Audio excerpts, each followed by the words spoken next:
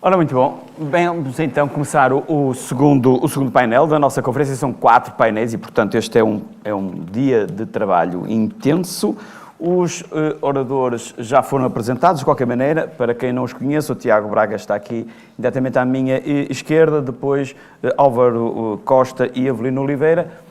Os seus cargos também já foram ditos, de qualquer maneira eu sempre lembro, porque é importante para estas questões que nos trazem aqui. O Tiago Braga, além de ser presidente, ou melhor, atualmente é presidente do Conselho de Administração da Metro de Porto, mas também já foi administrador executivo da STCP, portanto tem uma visão abrangente destas realidades. Da mesma maneira que o professor Álvaro Costa, além de ser investigador, professor na Universidade do Porto, já foi administrador da STCP, também, presumo, não executivo, e...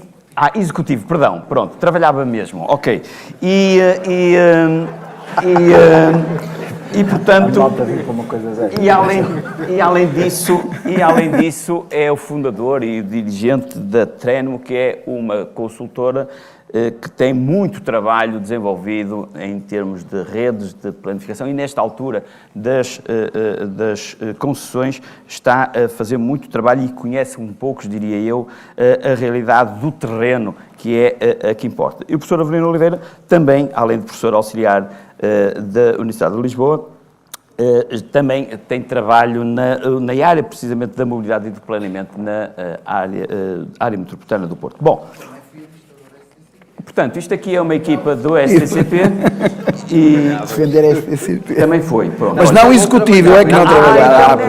Portanto, tem a razão. Portanto, eu só tomei nota dos que trabalhavam e pronto, ok. Portanto, a partir disto, portanto, dá temperatura porque estamos com muita folga.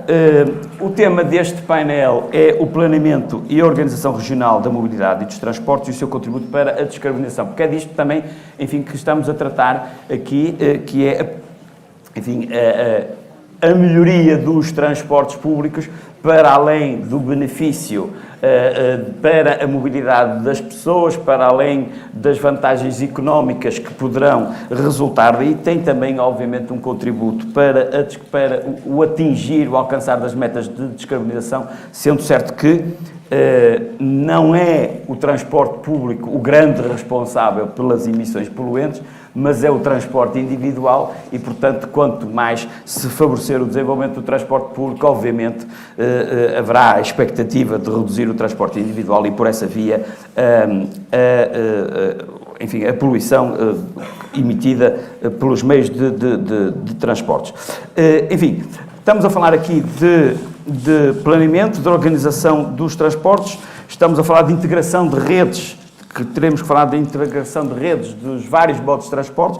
O professor Baganha já deu aqui uma nota, já lançou algum lamiré no primeiro painel ao apontar para os concursos de segunda geração, portanto ainda não conseguimos resolver os da primeira completamente, mas temos que pensar de facto nos da segunda. E eu perguntava-vos a todos, porque também todos têm já experiência a esse nível, se de facto, começávamos por aí, se a integração dos vários modos de transporte público tem sido pensada, tem sido acautelada, tem sido concretizada, ou se é um desafio, mais um desafio para a área metropolitana do Porto.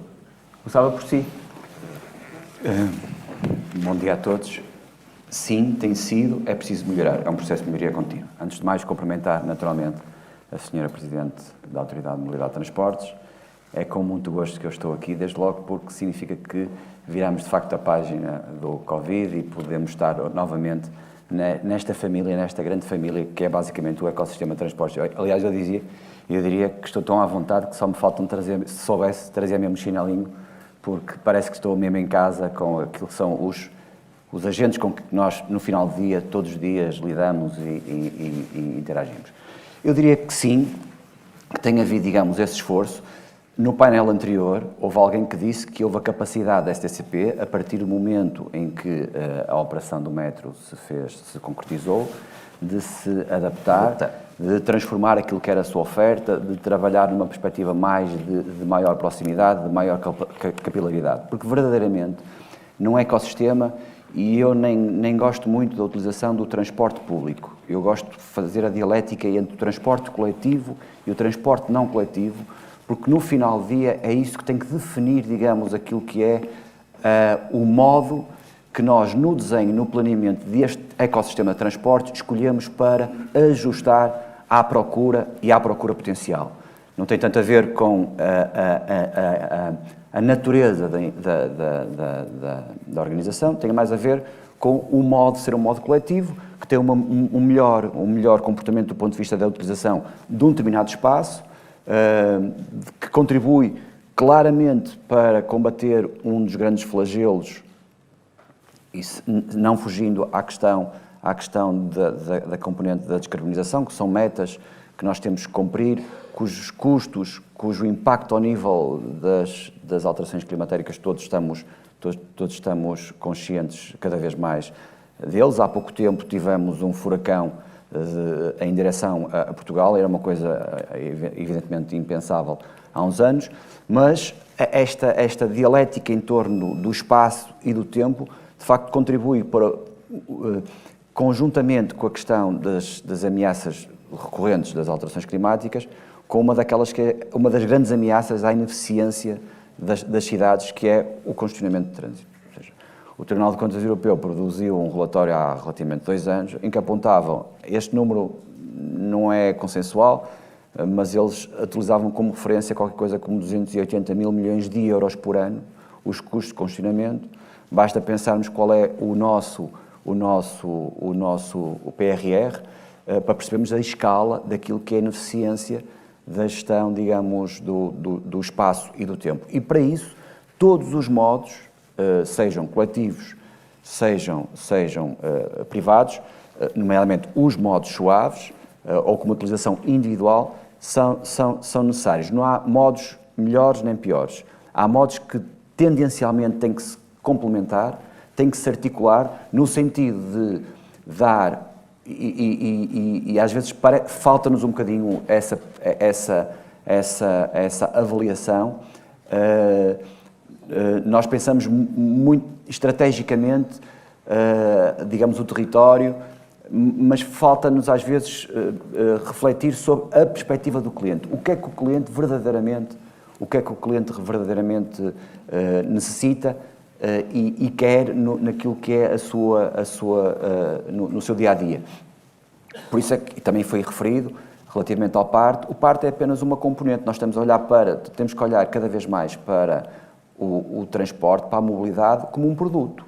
E o preço é apenas um produto, no marketing mix. Os marketeers que estejam aqui, não sei se haverá algum, mas sabe isto, é apenas uma parte daquilo que é a componente digamos, de um produto. Nós temos que ter esta capacidade holística, porque verdadeiramente, e se é através da mobilidade coletiva, partilhada, que nós conseguimos, digamos, contribuir para o processo de descarbonização, há uma condição que temos que assegurar, que é a atratividade de todo o ecossistema.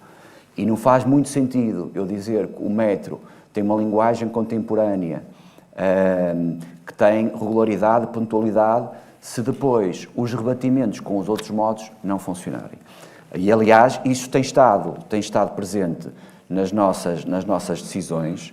Nós hoje, também um bocadinho fruto daquilo que foi dito inicialmente relativamente às pendularidades, também percebemos que a primeira geração do desenvolvimento do metro do Porto foi assente numa lógica essencialmente radial, e que isso, do ponto de vista de rebatimento, do ponto de vista da eficiência da rede, acaba por não fazer hoje, para aquilo que é o paradigma que nós queremos acrescentar ao modelo, acaba por não fazer tanto sentido. Estamos a alterar um bocadinho esse modelo, e por isso é que temos uma linha Rubi que vai servir como o primeiro anel, digamos, o anel sul da rede do metro, não funcionando como um anel clássico em termos de funcionamento ferroviário, porque na realidade estamos a falar de um anel que é constituído por 3 linhas, linha amarela, linha rosa e linha Rubi, mas que terá, do ponto de vista de um conceito que é absolutamente importante e fundamental em termos de ecossistema de transporte, que é o conceito de intermediação, a capacidade de eu criar um nó verdadeiramente como um nó que se articule com todos os outros modos, em vários pontos-chave, digamos, desta arquitetura.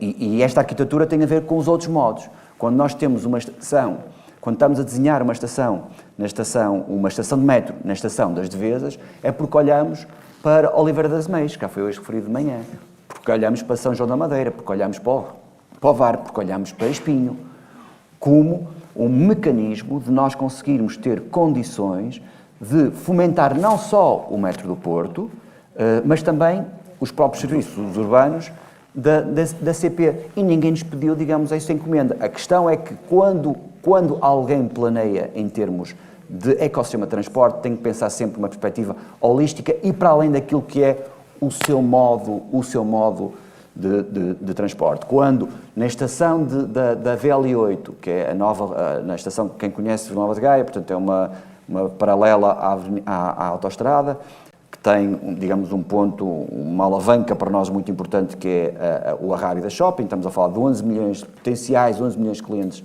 ano. Portanto, há uma estação antes de um viaduto que vai ser criado para ligar às Devesas. Essa estação, dentro do interior dessa rotunda VL8, terá capacidade para 500 lugares de estacionamento. Portanto, é pensando, digamos, numa perspectiva holística que nós, de facto, criamos as condições de sermos mais atrativos, e não é o metro especificamente, é o ecossistema de transporte ser mais atrativo, para conseguirmos, sim, claramente, essa indução que vimos que funcionou, o PART funcionou, foi uma medida de grande sucesso. O metro do Porto cresceu 15% com o PART, e a STCP também teve um crescimento muito significativo, e as validações totais do sistema no tipo também tiveram um crescimento muito significativo. Temos a conseguir, a partir daquilo que foi um esforço inicial, com muito mérito, que apresenta naturalmente, porque é um esforço inicial, algumas debilidades, conseguir ter esta atitude proativa e de constante busca da melhoria contínua. É isso esse verdadeiramente é que é o desafio, para criar as condições para as pessoas fazerem, digamos, a mudança modal. Muito bem. Tiago Braga, de facto, a Metro do Porto, o projeto, desde a sua gênese, teve essa preocupação de olhar para os outros modos, de olhar para a integração no espaço urbano e até de dignificar o espaço urbano.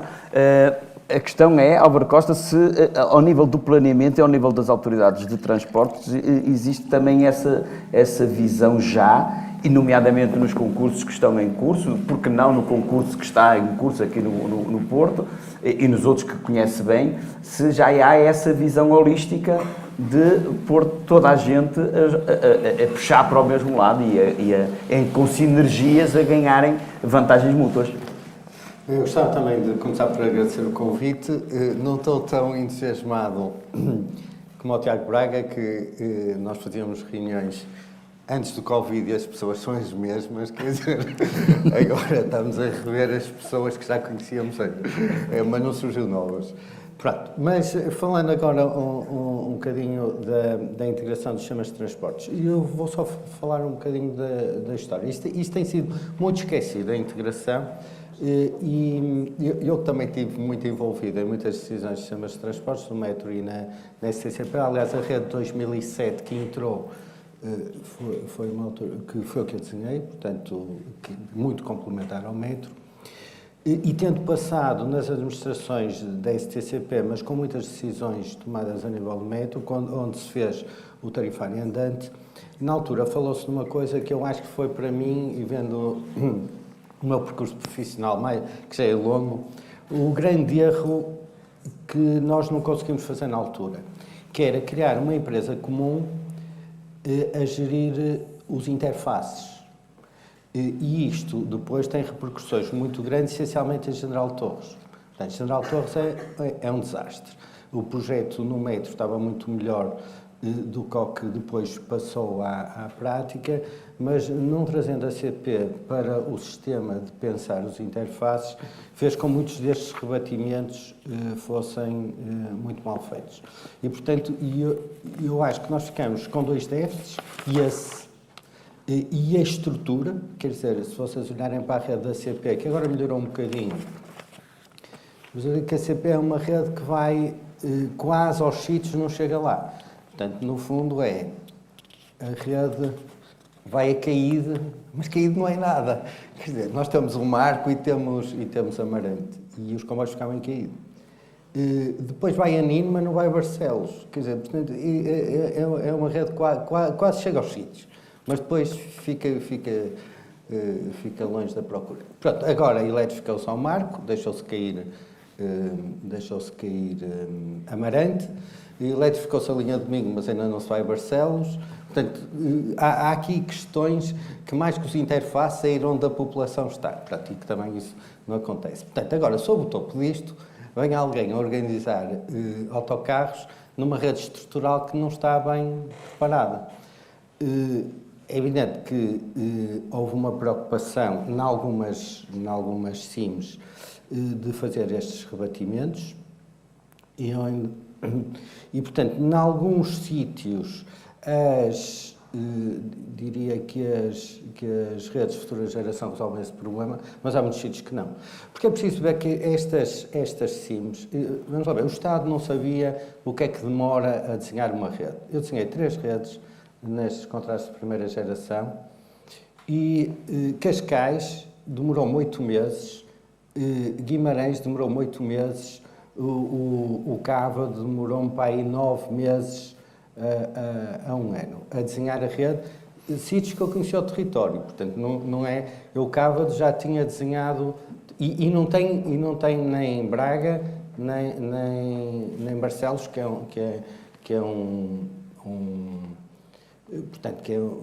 um concelho muito grande. Portanto, eram só 4 concelhos.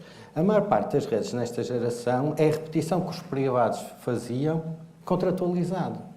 Portanto, nesta primeira geração, ninguém vai sentir nenhum benefício. Porquê? Não havia capacidade para desenhar. Portanto, basicamente, o que as pessoas fizeram, os diversos CIMs, foi pegar no sistema de informação e contratualizar um sistema de informação de uma lógica de rede que já vinha há muitos anos e que era uma lógica criada de outra forma. Portanto, eu diria, a maior parte das CIMs não redesenharam a rede. Ao não redesenharem a rede, não vão atender a isso. Portanto, o que fizeram é replicar o que os privados tinham e contratualizaram. Portanto, desenhar uma rede demora muito tempo, porque é preciso ir aos territórios. Não é? Quer dizer, é preciso conhecer tudo. Quer dizer, nas redes que eu, por exemplo, quando eu pego num município e eu vou a todos os... Portanto, corro as aldeias, corro tudo. Quer dizer, tem de se conhecer as dinâmicas. Isso demora muito tempo. Portanto, demora muito tempo e custa dinheiro, não é? E é uma coisa que os municípios não estão habituados a fazer. Portanto, o dinheiro que se destinou para desenhar redes foi muito pouco. Portanto, a seguir não se desenhou redes, replicou-se num status quo. Portanto, nos sítios que se replicou de status quo, fica tudo igual. Portanto, Avelino Oliveira, manter-se-ão, corroborando a opinião do professor Álvaro Costa, manter-se-ão as ineficiências e, portanto, manter-se-ão os hiatos e lá está aí manter-se-á o uso ou a tendência para a utilização do transporte individual, se for o caso, em prejuízo do transporte público, do transporte coletivo, da tal descarbonização que nós queremos. Obviamente, permitam-me também a mim saudar a MT, na pessoa da engenheira Paula Vitorino. Acho que eu e o Álvaro, apesar de estarmos em sintonia, estamos aqui a dar feedback, não é? Cumprimentar a engenheira Ana Paula Vitorino, cumprimentar a MT, saudar todos os presentes. Revi muitas pessoas também que conhecia bem do pós-pandemia e é um prazer. E eu concordo quase integralmente naquilo que disse o Álvaro Costa, mas gostava de tocar um pouco na frase que ali está, do segundo painel, que é o planeamento, a organização regional de mobilidade e dos transportes e o seu contributo. E aí eu tenho uma visão muitíssimo mais crítica. Lamento, eu acho que o planeamento na mobilidade em Portugal não está como deve ser, está muito longe de estar como deve ser. Nós não temos nenhum documento... Eu sou arquiteto de profissão e, portanto, naquilo que é a dimensão do território, nós sabemos como é que está organizada a legislação. Existe um programa nacional, que é o PNPOT, e depois existem um conjunto de regimes jurídicos, existe uma programática e depois existem instrumentos legislativos que vão lidar, chegando ao ponto do instrumento que é mais conhecido de todos, que é o Plano Diretor Municipal. Na mobilidade, nós temos muita dificuldade em perceber a sua estrutura. E eu tenho uma opinião algo mais crítica do PARTE do que a maioria. Bastante mais crítica. Eu acho que o PARTE, neste momento, está a ser usado como a coluna vertebral, como o backbone das estratégias de planeamento e de oferta de serviços das autoridades de transportes. E, portanto, e acho que o PARTE foi muito útil no pós-pandemia, mas não foi para ser parte. Porque o PARTE, na pandemia, não serviu de programa de apoio à redução tarifária. O PARTE serviu para pagar serviços essenciais. Entre 2019 e 2020, realmente o PARTE teve ali algum efeito, porque foi uma medida que foi pensada para as áreas metropolitanas. O Sr. Tiago Braga disse que teve efeitos muito benéficos na Metro do Porto. E depois replicaram essa estratégia, que é boa, através de uma política de redução tarifária, para as áreas metropolitanas, para todo o país. Nós temos, neste momento, 2 documentos de avaliação feitos, o de 2019 e o de 2020, e bem feitos. Estão aqui alguns dos que tiveram nesse trabalho, bem feitos. Mas é preciso lê-los com atenção e ver se justifica que nós continuemos no pós-pandemia, em 2023, com uma coisa que se chama PARTE, Programa de Apoio à Redução Tarifária, e com a estrutura das políticas das autoridades de transporte e do seu respectivo planeamento, baseado numa iniciativa em que faz uma injeção de dinheiro cabimentada anualmente e aprovada anualmente. E que varia. Já variou no Orçamento de Estado, agora também varia, provavelmente vão pôr menos. Mas depois, como sabem que não dá, metem uma gaveta no Fundo Ambiental para cobrir. São 100, são 120. Nós sabemos que vai aumentar os custos para o ano. O Primeiro-Ministro já garantiu que o preço dos passos se mantinha e, portanto, vai aumentar também, vai ter que aumentar outra vez essa verba. E as autoridades disputam estes valores para depois aplicarem as suas estratégias, as suas dinâmicas do transporte público. E nós vimos aqui, estamos a discutir planeamento. O professor Babo falou e bem que as principais cidades não estão incluídas com as autoridades nas comunidades intermunicipais. Portanto, não há planos de mobilidade de escala supramunicipal e, pasme-se, apesar de haver alguns planos de mobilidade da escala municipal, eles não são obrigatórios.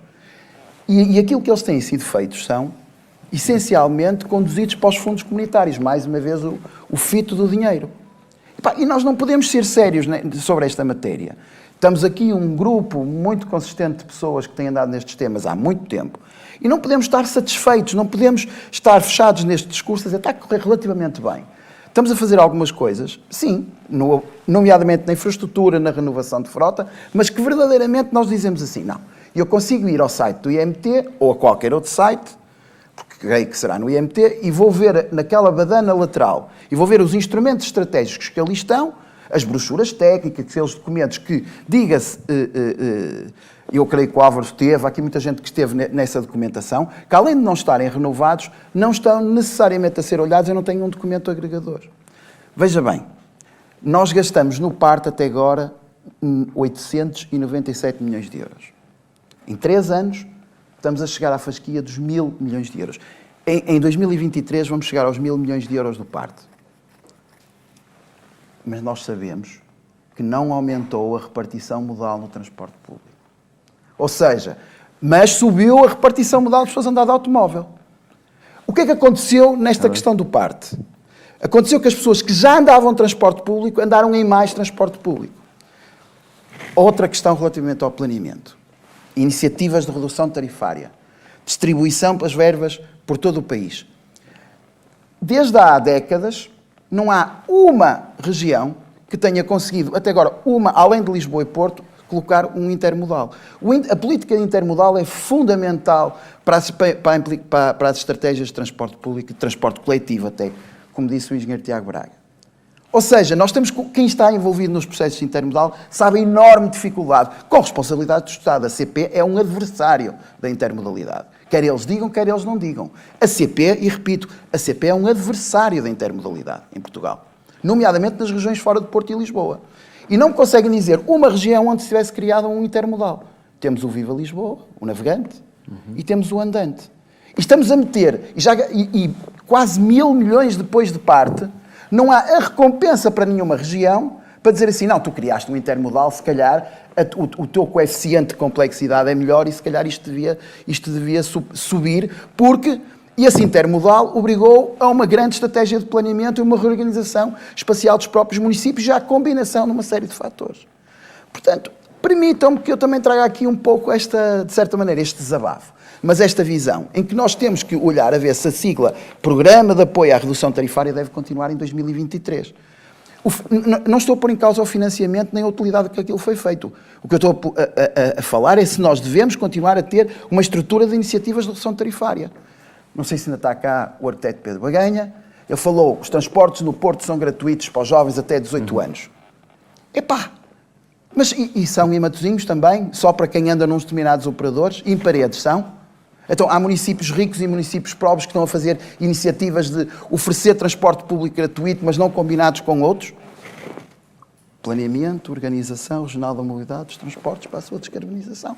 Eu acho que, evidentemente, nós estamos a enfraquecer com estas estratégias muito bem intencionadas, muito baseadas, muito próximas do dinheiro, do valor e depois dos fundos comunitários, mas nós, eventualmente, temos que nos afastar um pouco mais e ver se não vale a pena nós conseguirmos conciliar aqui um documento que seja mais genérico e que nos agregue a todos. Falta uma matéria agregadora na mobilidade. Falta um desígnio agregador. Falta uma estratégia nacional. Agora, estratégia nacional ciclável, estratégia nacional pedonal, e voltamos aqui a fragmentar, e estamos absolutamente fragmentados nesta matéria.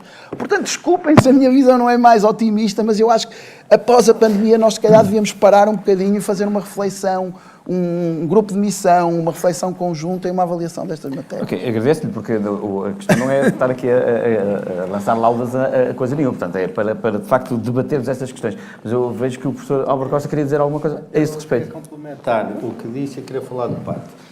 Complementar o que disse é, nós estamos numa região polinucleada e o planeamento de transportes não é feito a nível regional. Na AML é tudo mais simples porque a NUT 2 coincide com a NUT 3. Nós aqui é impossível fazer planeamento ferroviário quando uma parte importante da procura ferroviária está fora da área metropolitana, não se consegue mesmo fazer. Portanto, toda a programação dos transportes devia ser feita a uma escala que aqui não existe uma organização territorial que facilite isso. E, portanto, isso faz com que seja muito difícil planear transportes num território que ainda por cima é polinucleado. Se não fosse, tinha a mesma dificuldade, mas assim tem mais, porque a mobilidade tem umas características que não acontecem nos outros territórios. Em relação ao PARTE, gostava de dizer só que eu considero que em Lisboa foi um salto qualitativo brutal, um navegante, mas não é por causa do PARTE, é por causa da intermodalidade. Misturaram duas coisas e agora é difícil distinguir qual foi o benefício de uma e da outra. No Porto, como já tínhamos um navegante... Tínhamos o andante. Já tínhamos o andante. E eu acho que há... Sim, o navegante ainda não chegou cá. Portanto, nós já tínhamos o andante e eu acho que o PARTE... Eu agora vou fazer uma declaração de interesse próprio. Eu ando em transporte público todos os dias, não tenho carro. E o PARTE para mim foi um desastre. Mas é assim, a pior coisa que podia ter acontecido é que bloqueou os transportes públicos. Para a minha empresa também. A linha amarela ficou inutilizável por uma pessoa decente que queira andar de transporte público. Assim também aconteceu na margem sul com a Fertagos. E, portanto, eu passei a ter as minhas pessoas a vir a pé. As que viviam na Avenida de Gaia deixaram o transporte público para andar a pé. Portanto, a questão é, o preço existe para equilibrar a capacidade. Se o preço é demasiado baixo e induz procura, esta procura induzida que aparece porque as pessoas criam a procura porque é melhor do que ir a outra coisa qualquer, isso destrói quem assenta a sua mobilidade no transporte público. E eu confesso que já pensei muito nisto, até porque já tenho muitos anos disto, e eu acho que o transporte público só vai ao sítio se todos nós, nesta sala, durante um mês, andarmos de transporte público. E aí percebem a dificuldade de nós prepararmos a nossa logística de transporte público. Porque acontecem coisas mirabolantes que uma pessoa não está à espera. Portanto, como o autocarro que vai... Eu vou só contar agora um pequeno episódio de agosto. Vamos lá. Eu resolvi para Lisboa andar de autocarro. Ninguém faz isto nas férias. E eu fiz isto nas férias. Fui andar de autocarro para Lisboa. Primeiro autocarro que eu paro, disse, eu conheço muito bem Lisboa, atenção, mas eu disse, vou à Serafina, apanho o autocarro para a Serafina. Por azar, não vão todas as circulações à Serafina, só metade. E eu apanhei que ficava nos Arcos. E ficou nos Arcos. Eu não vou ficar ali nos Arcos, que não tem nada. 15 minutos à espera do autocarro. Então fica em Campolide. Então, Campolide é uma estação, pronto. Então fica a fazer 15 minutos em Campolide. Eu ando sempre com o meu título de transporte, que era de 24 horas, no bolso. Na altura, não trazia uma camisa com bolso. No meio do telemóvel caiu o bilhete. Portanto, eu fiquei em Campolide, cai-me esses autocarros, precisava comprar um bilhete. Não se consegue comprar um bilhete de autocarro em Campolide. Então, eu tinha de fazer uma tarifa de bordo. Então, uma tarifa de bordo, 2 euros, já não há Serafina, porque é um desperdício, 2 euros.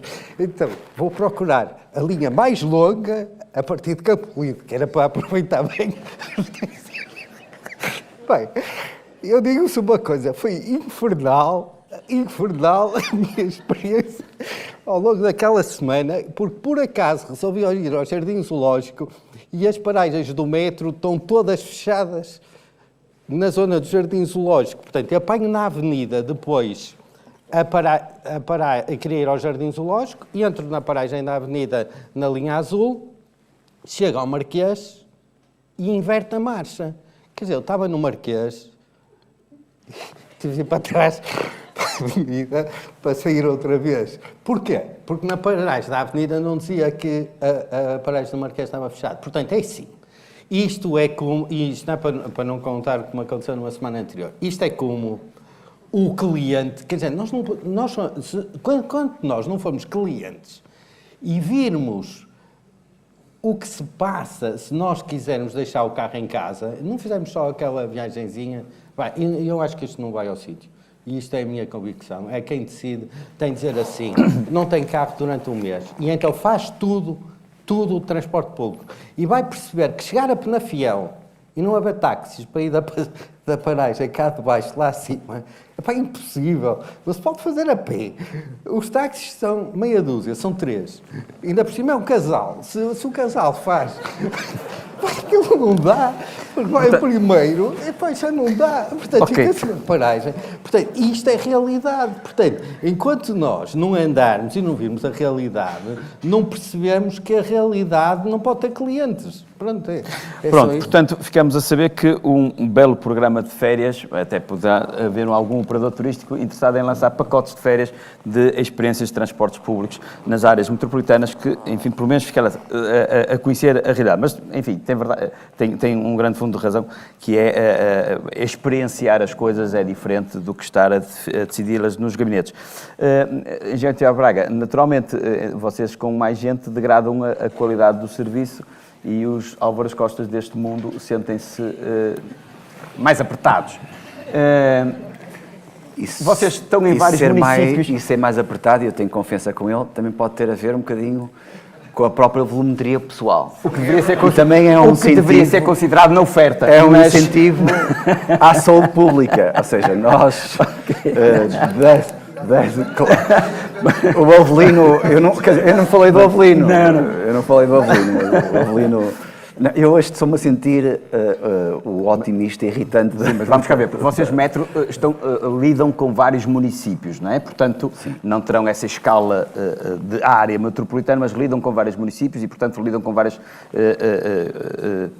parceiros no que toca a integrar, redes, no que toca a rebater ofertas de transportes de vários operadores e de vários modos. Portanto, terão uma experiência que vai além da Câmara do Porto e, portanto, da cidade do Porto. Portanto, a esse nível, qual é a vossa experiência em termos de planeamento? Como é que veem os outros municípios a olhar para vós e olhar para os outros modos e a facilitar-vos a vida a vós e a facilitar a vida aos outros, em benefício, claro, dos cidadãos?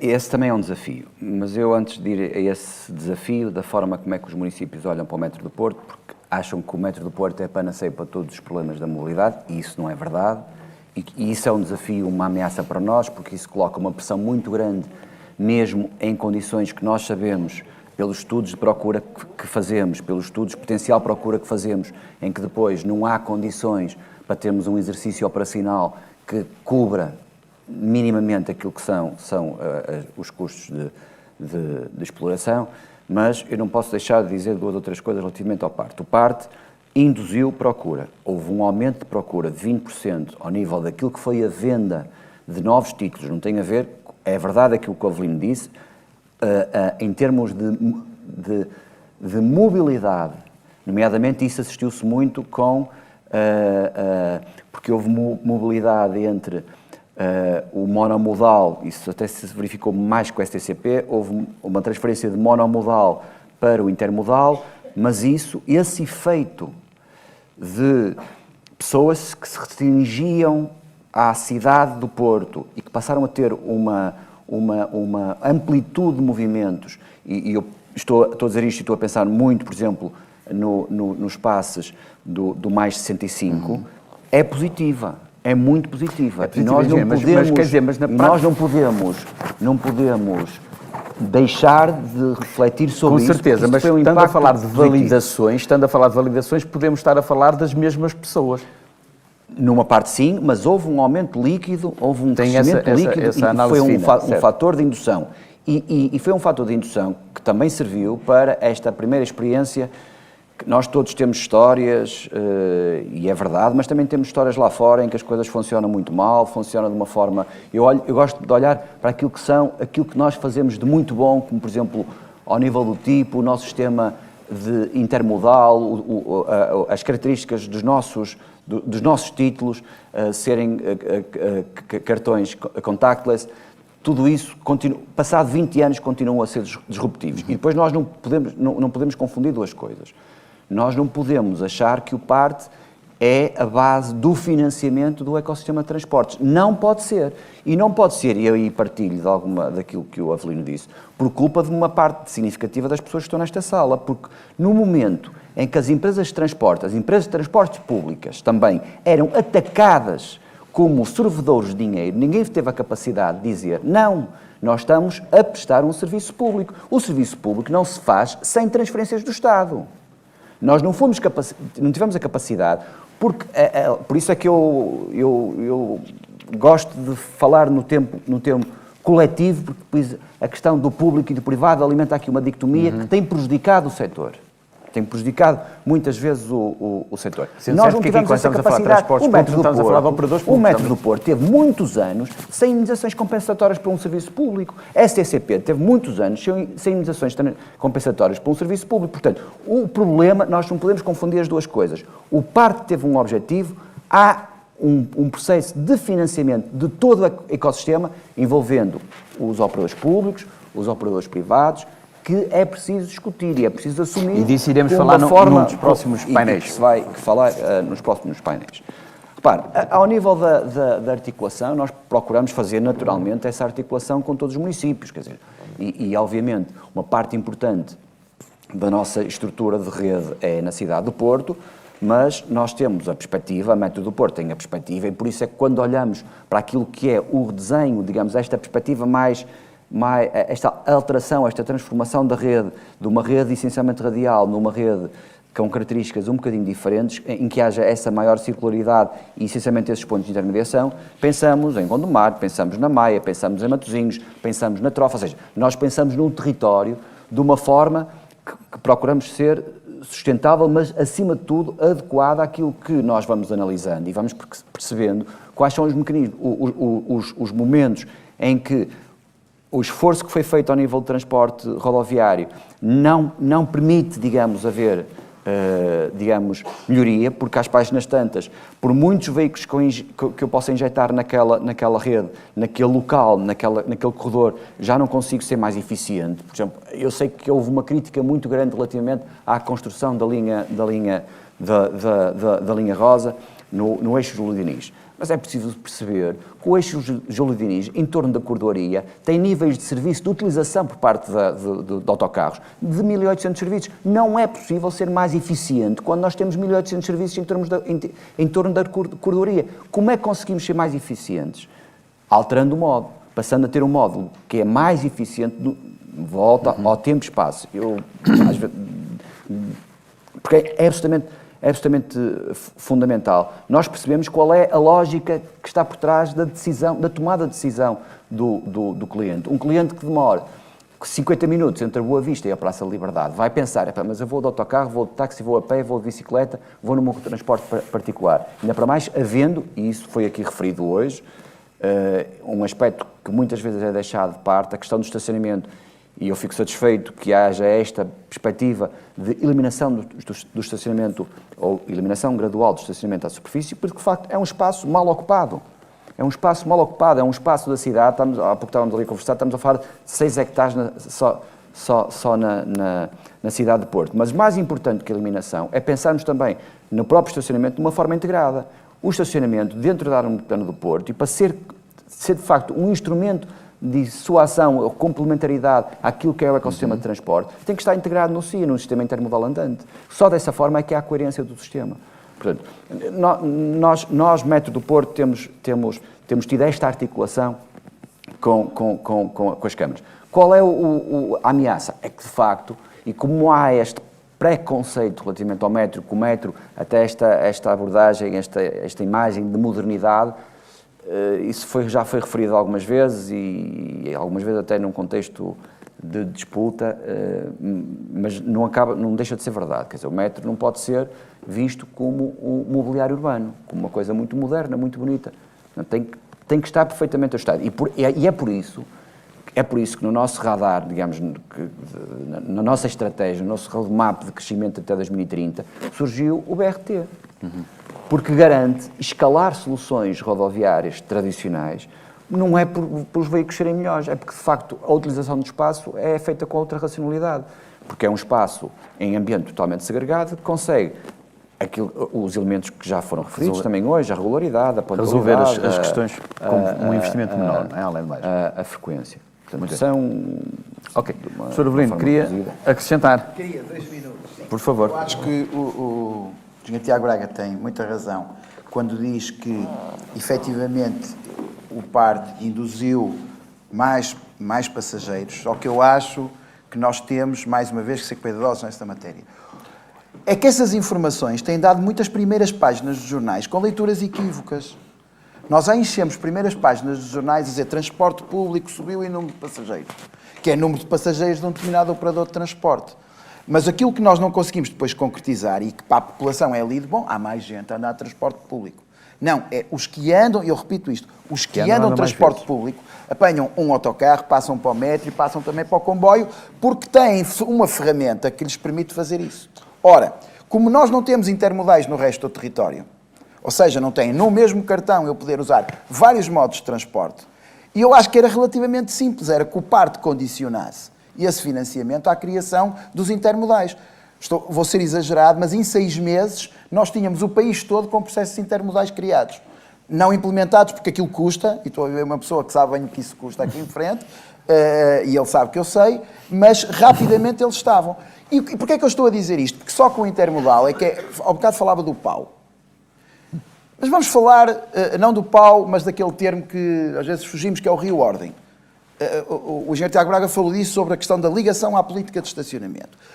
A política de estacionamento consistente, como um plano nacional de tratar os centros urbanos, pensando estratégias de política de estacionamento, é fundamental, exatamente com esse reordem, permitindo questões de rebatimento para o transporte público, e eu confortavelmente vou para Braga, sei onde estacionar, e depois entro no Setúbal, no metrobus, muito calmamente, porque eu sei que tenho um instrumento, uma ferramenta para fazer isso, mas nós não temos. Eu vou para o Algarve e faço a mesma coisa, entro na CP facilmente e salto para o autocarro. Não, porque a CP não quer, ou demora a querer. E isso não pode ser. Ou seja, estas políticas de reordem, e este reordem não tem que ser necessariamente só com injeção de dinheiro tipo parte, porque eu acho que ele é demasiado redutor, no tempo está mal pensado, é cabimentado anualmente, discute só no Orçamento de Estado, vai ali para outubro e vai à discussão e depois há os reformados, não, os antigos combatentes agora também têm direito a passo, que é uma coisa absolutamente relevante e entra também no PART, portanto que é mais uma verba e portanto e mais umas primeiras páginas de jornais e nós continuamos a adiar aquela que é a matéria fundamental, que é como é que nós fazemos um planeamento consistente. Tarda um documento programático de mobilidade. Direito, o Sr. Secretário de Estado disse que a mobilidade é um direito fundamental. Estava aqui. Lei de bases? Não sei. Não sei se devemos fazer uma lei de bases da mobilidade. Mas se é um direito fundamental, como a habitação, poderá dar origem a uma lei de bases, como o território. Estará misturada entre a lei de bases do clima e do território? Pode ser. Mas então, se ela não tem que ter uma lei de bases, tem que ter um documento programático. Tem que ter um regime legislativo claro, que se consiga perceber. Eu confesso, eu não consigo explicar aos meus alunos a legislação ligada à mobilidade. Desculpem, não consigo. Já tentei, indico-lhes aquilo que são as fontes para eles irem estudar e eles têm dificuldades e vêm tirar dúvidas. Mas isto está onde? Isto é 52 e tal, isto depois acaba, isto aí tem que ver relativamente às políticas de território. E, portanto, nós temos que olhar isto naquilo que é a sua vertente fundamental e acho que temos aqui uma oportunidade única nestes próximos 1, 2, 3 anos para recolocar isto, evidentemente aproveitando que há um encerramento de um conjunto de processos concursais relativamente à rede de transportes públicos, que concordo com o Álvaro Costa, não vai trazer grandes novidades, vai manter as redes existentes e até as redes existentes que já vêm de há mais de 10 anos. Não é? Temos que fazer uma leitura adequada para ela e temos que aproveitar para as fazer, porque 2030 está aí e 2050 também. E, portanto, aquilo que eu estou a chamar a atenção é que me parece que iniciativas de forma do parte, sem haver um contraditório, sem haver uma reflexão profunda, não nos ajudam. São essencialmente, nós na mobilidade temos muita facilidade em alimentar o discurso político. Porque hoje em dia a mobilidade está na moda, é super simpático, dá páginas de jornal, mas a certa altura não se aprofundam. Nós que lidamos com estes assuntos mais vezes, sabemos que há muita coisa que se diz que, como não é aprofundada, ou então implica uma tecnicidade no discurso, não é? Uma espécie de meta-discurso que depois as pessoas não conseguem ler no jornal, claro, dificulta muito para se perceber o que é que está em causa. E, portanto, acaba por ir a um certo populismo e, portanto, esta injeção financeira também é uma espécie de lavagem de consciência política que fazemos do tema e que nós, depois técnicos, podemos estar a colaborar com eles. E, portanto, é fundamental que nós não podemos, por exemplo, a questão dos planos de mobilidade urbana sustentável, eles estão em discussão na Assembleia da República. Estamos aqui uma plateia que conhece bem os temas da mobilidade. Nós sabemos que os deputados estão a discutir, pelos vistos, o decreto que sai para obrigar os planos de mobilidade. Na verdade, esta gente que devia participar, que devia ser chamada, eu não fui. Tu foste. Mas eu às vezes tenho pânico dessas... Opa, está bem, mas vai sair, desculpa lá. Então mas, está bem. Chamar. Mas vamos lá ver, nós sabemos que tem que haver uma participação pública sobre esta matéria, porque depois, sabes o que é que vais fazer? Daqui a um ano estás aqui simpaticamente a contar, isto foi mal feito, podia ter sido feito de outra maneira, e eu até podia ter dito, e não tivemos sequer a oportunidade de dizer, podias ter esquecido, e eu também podia ter esquecido, mas podíamos ter a oportunidade de fazer essa reflexão conjunta. E, portanto, também no parte que foi decidido em sede da Assembleia da República, com um entendimento da Secretaria de Estado e ali com um conjunto de partidos que sabemos, num determinado contexto político, da geringonça, nós sabemos que depois não conseguiu haver essa reflexão. E, portanto, eu acho que isto é absolutamente necessário, esta reflexão conjunta. Mas atenção que eu faço uma coisa, respondo às perguntas públicas. Na última que houve, apliquei aquela legislação aos arcos do Alvés e expliquei com aquela legislação não havia dinheiro na Câmara para pagar os índices de mobilidade que eram necessários e depois a legislação que surgiu já surgiu adaptada a isso, mesmo assim com índices elevados, mas pronto, corrigiu-se. Eu normalmente respondo às Portanto, participa, não é? Participo. Discretamente, que é para não ser incomodado. Sim, muito bem. Ora bom, chegamos aos últimos 10 minutos do nosso painel. Vamos tentar manter, até porque dizem-me que o painel da tarde será antecipado o seu início para as 14h30, será confirmado. Eu pergunto de novo se há alguma questão da plateia sobre estas questões do nosso tema deste painel, da questão do planeamento e da organização regional e da integração de redes. Sim, por favor, peço-lhe só que se identifique e que faça uma questão a algum dos oradores, ou aos três, como quiser. Só um instante, por favor, que... Peço-lhe só que seja conciso na questão, direto, por favor. Muito obrigado. São duas, na verdade. Portanto, eu estava a dizer, o meu nome é Rui Velasco Martins, sou do Instituto de Mobilidade dos Transportes. Começo só por uma resposta muito curta, que é, falou-se aqui na importância da integração intermodal e é muito importante o papel quer que o próprio IMT, quer que a AMT têm, porque são duas instituições que estão dotadas dessa visão multimodal. E isso acaba por ser importante nas várias estratégias que o engenheiro Avelino aqui falou, por exemplo, na NMAC, na NMAP, agora no Plano Nacional Ferroviário que está a ser feito. Portanto, essa visão multimodal é efetivamente importante, mesmo não existindo ainda uma estratégia para a mobilidade que agregue tudo, que seja o chapéu disto tudo.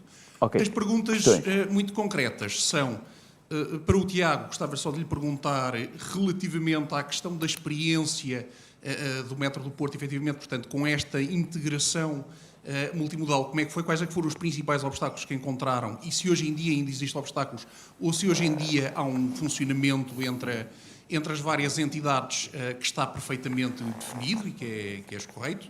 E relativamente ao engenheiro Avelino, gostava de lhe perguntar, porque também tem experiência nessa área, relativamente às autoridades de transporte, falou-se aqui na integração multimodal, mas há um outro nível de integração, que é a integração entre as próprias autoridades de transporte ao nível territorial, para não haver descontinuidades territoriais. Como é que isso poderá ser feito, na sua experiência? Portanto, que tipo de entidade ou que tipo de associação entre as autoridades de transporte é que poderia existir para garantir essa integração do território de autoridade de transporte para a autoridade de transporte? Ok, muito obrigado. Mais alguma questão? E assim depois os nossos convidados respondiam. De seguida, não há mais questões? Então, Tiago, por favor. O professor Álvaro Costa também lhe vai responder, até porque ele há pouco já falou da questão da necessidade, quando estava na STCP, que geriu, digamos, a alteração da rede. Mas há um aspecto que eu queria lhe dizer relativamente ao Metro do Porto. A questão da intermodalidade ou da relação com o cliente numa base partilhada está na origem do Metro do Porto. O Metro do Porto nunca teve um título próprio. E esse é também um aspecto que é preciso que o ecossistema perceba. Só funcionamos se tivermos a capacidade de abdicar de uma parte de receitas que nós consideramos que são próprias. E isto numa perspectiva de curto prazo. E essa tem sido uma dificuldade. Como é que nós conseguimos convencer um operador a abdicar de uma parte de receitas para um todo, a curto prazo, sabendo que depois, mais à frente, acabará por induzir procura para o sistema, porque o cliente, na perspectiva do cliente, é muito mais simpático ter um título que lhe permita circular em todo o sistema. No caso do Metro do Porto foi uma opção, ou seja, nunca houve essa ambiguidade, porque desde o início o Metro nunca teve um título próprio, sempre pertenceu ao sistema intermodal andante. Portanto, foi algo que foi visto com total naturalidade. No caso do Metro, foram os outros operadores, nomeadamente a STCP, que foi feito um trabalho de articulação depois seguinte, até na perspectiva da relação para os rebatimentos.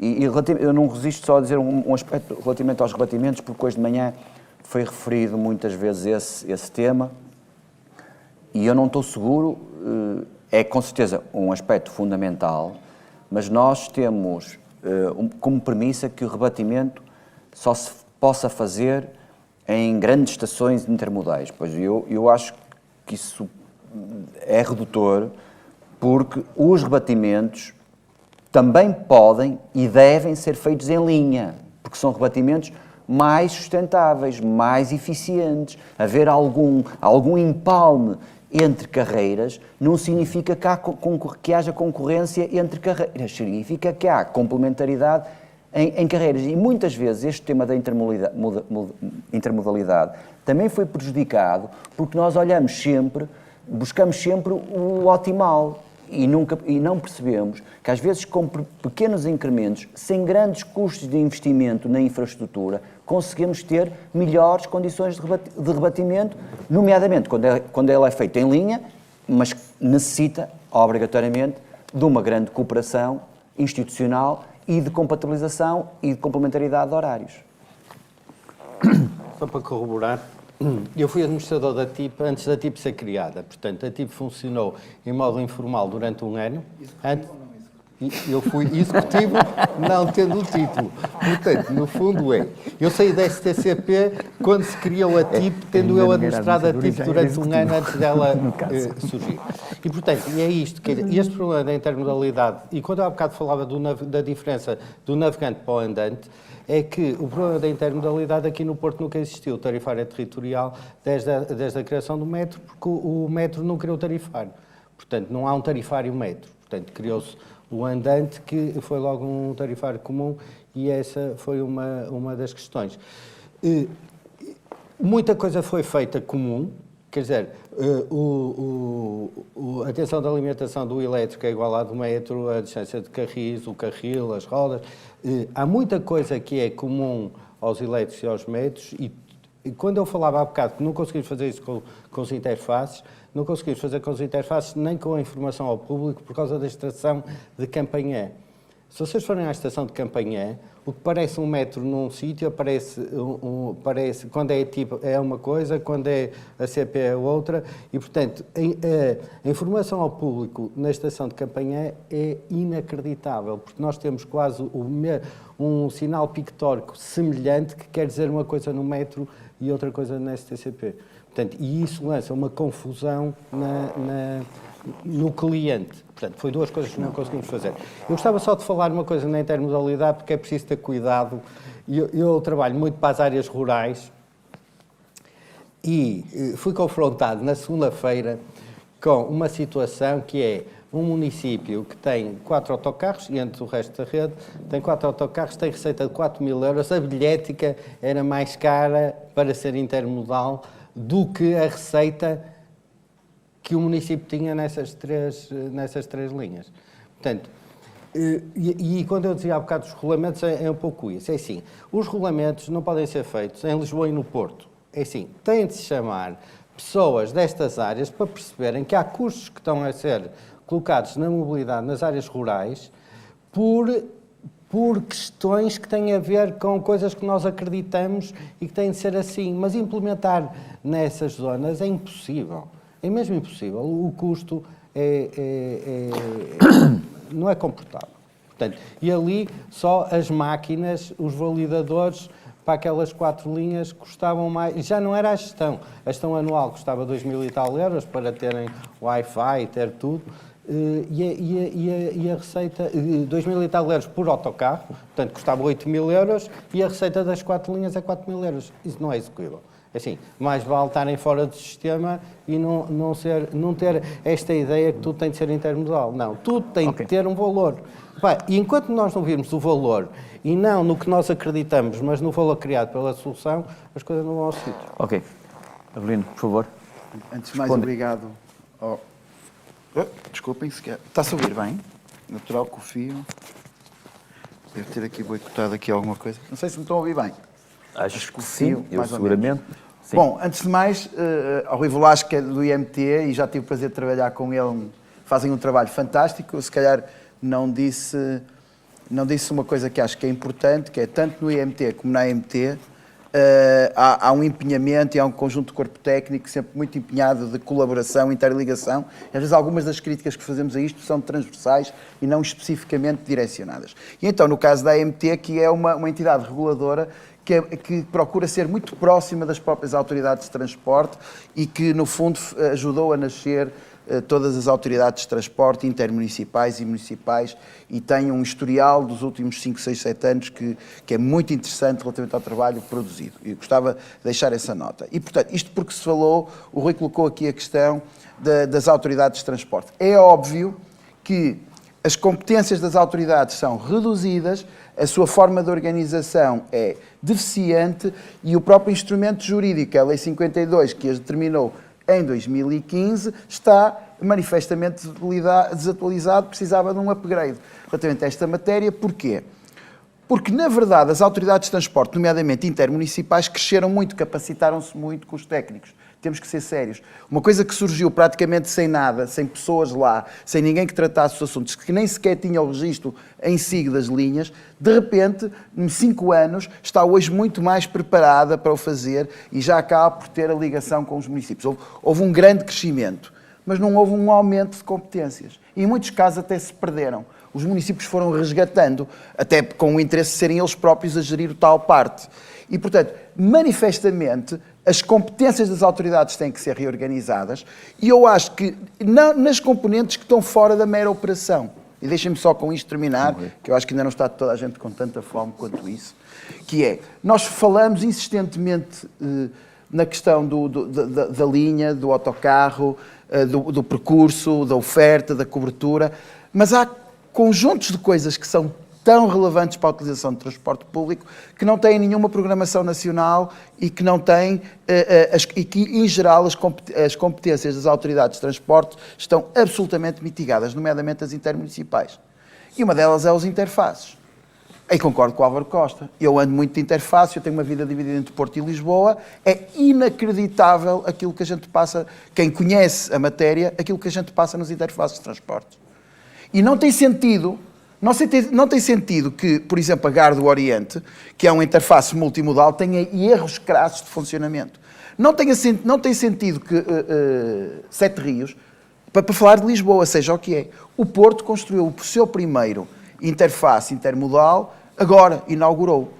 Mas a cidade é bem grande, não há nenhum. A gente basta ir ao São João e a todo aquele território e ver que é impossível os milhares de alunos que chegam e saem todos os dias estarem a lidar com interface daquela natureza.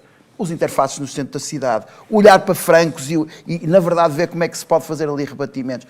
Isto para levar agora a discussão, toda a gente me fala das paragens, da STCP, da renovação das paragens. Eu digo sempre, atenção, que as paragens são, na maior parte dos casos, geridas por empresas de publicidade. Eu não estou a falar do caso específico da STCP, estou a falar, em geral, é mais fácil porque elas usam algum dinheirito e depois trocam os postaletos, são os próprios operadores. Os espaços de utilização do transporte público são tremendos. Eu costumo dar esse exemplo. Tiago, se tu fores colocar uma nova linha e dizem, vai ter uma estação aqui nesta rua, os moradores esfregam as mãos, o meu imóvel vai valer mais. Vai demorar 5 ou 6 anos, mas estou aqui uma estação de metro, vai valer mais. Mas o Pedro Baganha vai lá colocar uma paragem de autocarro e toda a gente se queixa porque aquilo vai desvalorizar porque está à porta.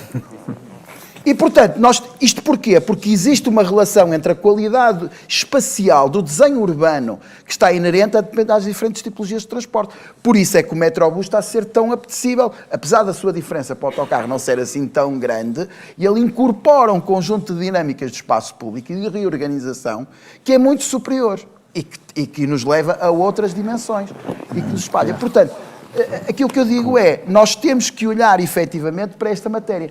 Isto só é possível se as autoridades de transporte estiverem mais robustecidas, porque nós continuamos a ter, no âmbito dos municípios, e há, na minha opinião, excessiva municipalização de uma coisa de uma lógica da mobilidade que deve ser trabalhada em redes, e as redes têm mais dificuldade em serem pensadas apenas ao nível municipal. Há ali um contexto urbano que pode, no caso do Porto, o seu centro urbano, mas também, sinceramente, eu vi o seu Presidente, eu tenho essa discordância de fundo muitas vezes com a Câmara do Porto, e mesmo com alguma da visão que aqui tem, eu acho que da VCI para lá é um território diferente, que pode ser olhado também de outra maneira. Essa incorporação no centro da cidade, essa discussão, é uma discussão que eu muitas vezes acho que é inerte, porque nós temos que, efetivamente, fazer um reforço completo das autoridades no seu contexto intermunicipal. Mas isso nós nem um plano de ordenamento de território temos nas áreas metropolitanas, nós não temos um plano de ordenamento das comunidades intermunicipais, mais difícil é nós termos esse reforço das comunidades intermunicipais como autoridades de transportes. Elas têm crescido, têm-se valorizado bastante, têm conquistado espaço e acho que existe aqui também agora uma boa oportunidade para aproveitar essa dinâmica. Desculpem. Muito bem. Ora bom, pronto, de facto, já aconteceu isso no primeiro, e podíamos ficar aqui o dia todo e era interessantíssimo, mas a ditadura do relógio impõe-se. Agradeço aos três os contributos que deram e recordo, presumo que a Voz Off vai sublinhá-lo, que o painel da tarde, a sessão da tarde começará às 14h30 e não às 15h, como inicialmente previsto. Bom almoço, até já.